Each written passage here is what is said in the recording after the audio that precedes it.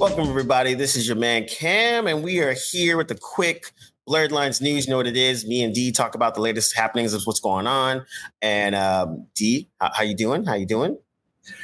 Doing all right, man. It's a complex world we living in right now. Lots of craziness, and we ain't gonna get into all of it. But as far as the industry goes, it's even more insane. Yeah, exactly. And I think that's the thing. Like, there's a lot of craziness going on. And, for everyone, all the old school fans, when we used to do Table of Truth, we used to do a lot of news of the week type of things. And we had a lot of takes on it, which was really fun. We might get back to that. We'll see what happens. But today we get to talk about money, and we get to talk about our good man, good old CEO, David Zaslav. So I'll let D explain a little bit about what's going on with our favorite CEO or Warner Brothers Discovery. Well, recently, as you can see, the company lost in 2024 last year $11.5 billion, but he still got a 4.4% pay increase. So recently, it's crazy. The board it was a symbolically vote, denied him another increase, which would have given him even more money. I think it was somewhat 52 million. Yeah. So consistently since this company has formed, he's gotten pay hikes every year, but for what? Net of the company has not improved. The net gain, they've lost more money. I can't say for definitively that they lost more than they made, but they've lost a significant amount, so much that their stocks went down 7% last year, and that's not good. And so the sort of existential question, the real question that the Variety writer posed was how is it that this guy is routinely given these pay hikes? And we're not talking about small numbers. We're talking significant amount. Yeah, and I think also Skid Row amount. Everybody in Skid Row gets a 2-story house, a car, and some enough to go to Disney World. Yeah, exactly. And I think also, too, it's like, they're already laying a bunch of groundwork to either sell pieces of their company or spin off some of it. And that's what's been, that's the other at this point. And that's kind of the other aspect of it, too. I mean, they do have some hits, too, which is cool, especially in this past quarter. Like, they had The Pit, they had White Lotus season 3, which also did good. They added about 5.3 million streaming subscribers and that kind of stuff. So it's like they're doing. They had the Penguin was really big for them and successful. Yep. I think, Creature Commandos, because of its connection to, what James Gunn has going on with the DC studios, and that relaunch did really well for them. And I don't know what it did in terms of subscribers, but they've had some things that should have pulled them in the right direction. But and then, of course, recently, The Last of Us was really successful in its second season. But people noticed the same thing that happened with Last of Us, that happened with House of the Dragon season 2, and that apparently this has become an edict from our friendly, overpaid CEO, and that is that they're not doing over 8 episodes for a lot of these these prestige dramas that sometimes they do need at least 8 to 10 episodes to really build to those kinds of narratives. And we saw how badly that impacted House of the Dragon season 2. And so now the internet and everybody that's paying attention, they're hip to what's going on. I've been reading some comments on social media, and people have been calling it out and saying, it's because this guy, David Zaslav, they call him by name, has thrown down this edict. Now, I haven't confirmed that, so I don't know how true that is. It could just be conjecture, as so much is on the internet. But, 2 shows that had that happen doesn't necessarily mean that that's policy. Yeah, and I think also too, it's like you lose $1 billion, then you're like, hey, I think I should get a bump, And then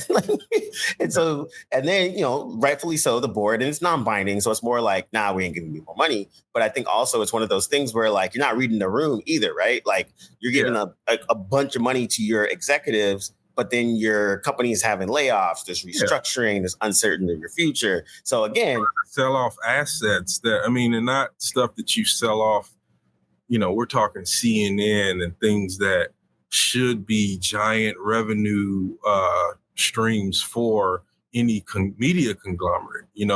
I don't think Fox News is anybody trying to buy Fox News right now, even with its reputation. You're talking billions, probably because of millions, at least because of the value that brand and network has. So, it's so, like I said, but again, it kind of goes back to what happens with executives, right? As it doesn't matter, like it matters what happens with the company, but then they'll be good. Like say, for instance, they fire Zaslav, he'll get a nice golden parachute and then right off into the sunset. And they won't fire him. They'll ask him to resign, and that's his version of you failed. Yep.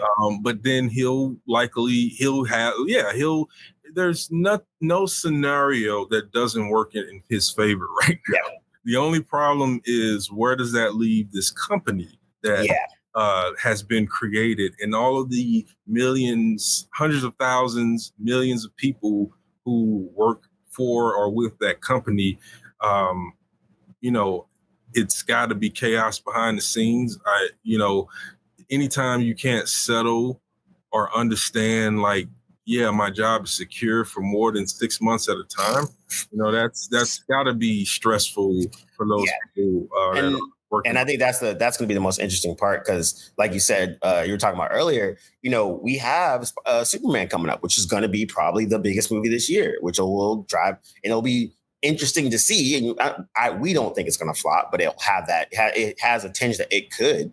That is still there, and there's some factors. It's going to be released around 4th of July weekend, which classic. But Superman is as American as apple pie in terms of all that. So I guarantee you, there are families planning to pop fireworks, eat barbecue, and go see Superman in no particular order, because I'll give them credit. They've been marketing as they should, which is, this is not the glowering God fallen from space edgy suit. This is back to the Boy Scout who just wants to do this is the farm boy who wants to do the right thing because he believes in doing the right thing.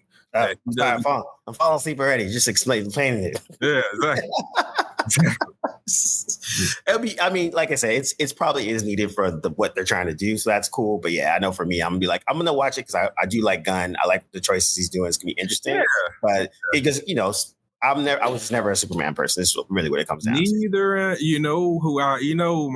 guy is always going to be the Dark Knight, Batman, and so many others. Not Cam, but so many others, and that's why they keep him in the fray, because he's a draw.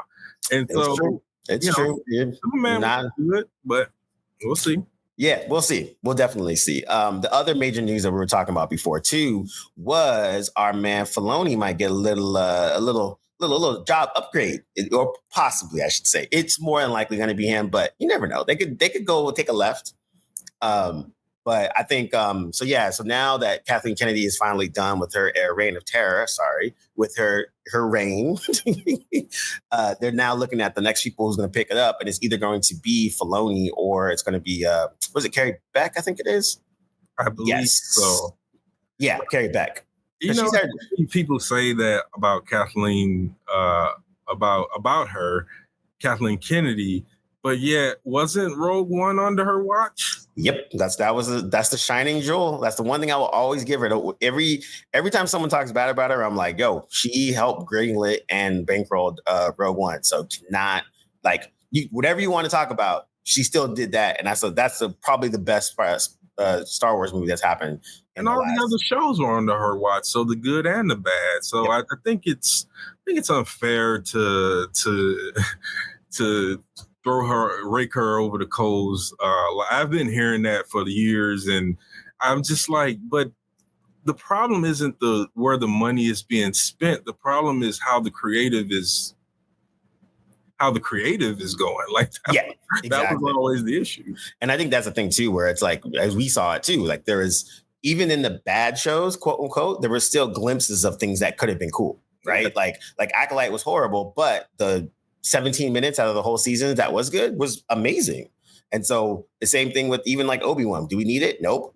Yeah, but there's parts of it that were like, oh, this is actually kind of cool. So, I mean, I think there's areas where like, there's improvements. I think Filoni, of course, is more the obvious because he is kind of like a protege of Lucas, but he's basically now, I think if he gets this job, he can now kick the Star Wars fanboy fan fiction guy. Yeah, most likely. That was me being unfair to him, I think, a little bit. But I think the issue is that, and here's what the whole thing I meant about Kathleen Kennedy is that in this era, Filoni has also had a big role in approving the Star Wars creative. Case in point, The Acolyte. So I'm wondering how, I get that Filoni has done a lot of great things. Clone Wars, to me, the animated stuff that he's done far outweighs anything of the lot. I mean, it's so much better in terms of storytelling than any of the live action stories.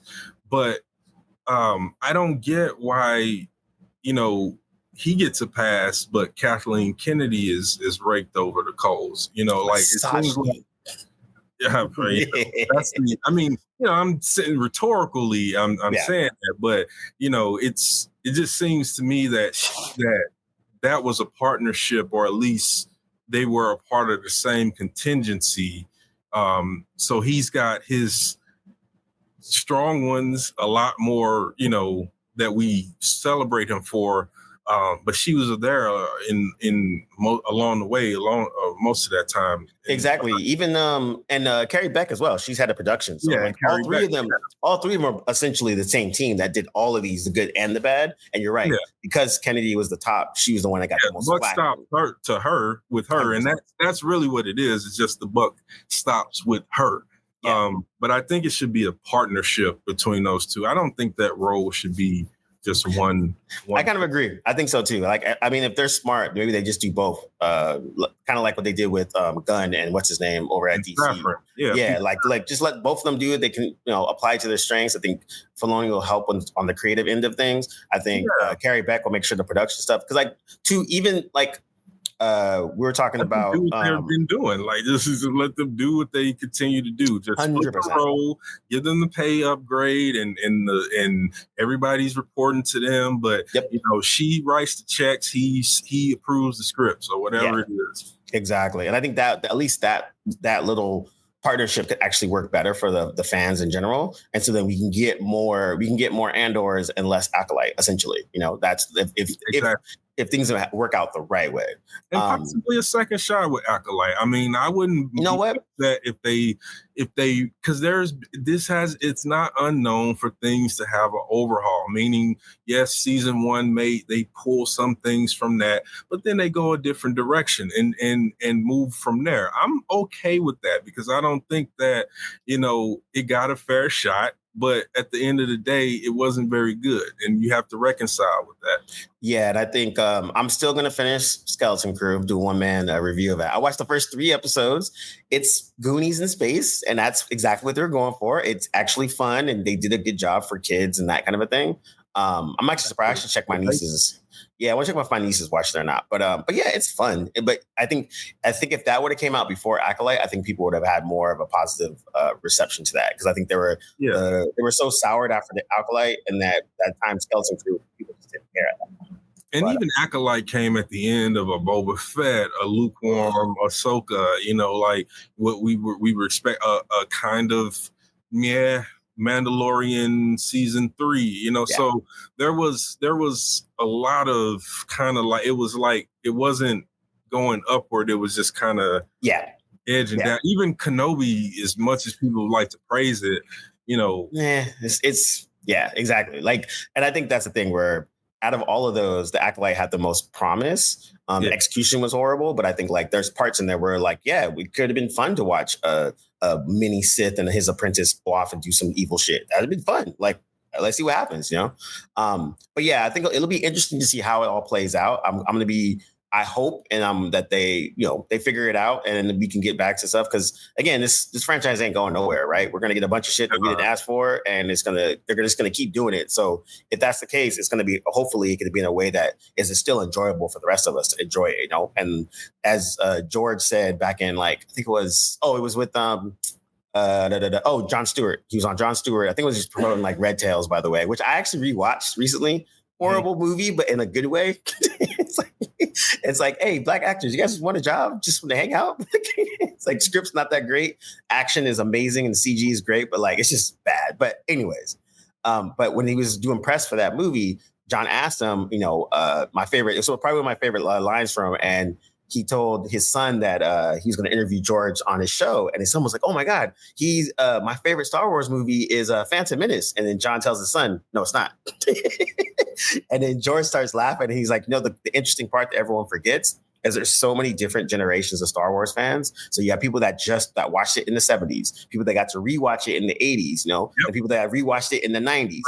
And then in the 2000s came out, and then you had all the animation fans, then you had the Phantom Menace fans, and then you had, so he's like each generation. Now you have the sequel, because there are people who will swear by those sequels that they are really good and they are better than the prequels, and you have that, and he's right. By accident or design, that is where the Star Wars franchise is. 100%. And it gave me. Yeah, and it gave me a better appreciation for the fan base where I was kind of like, yeah, that totally makes sense. If I'm 10 and I watched freaking Force Awakens, that shit was amazing. Yeah.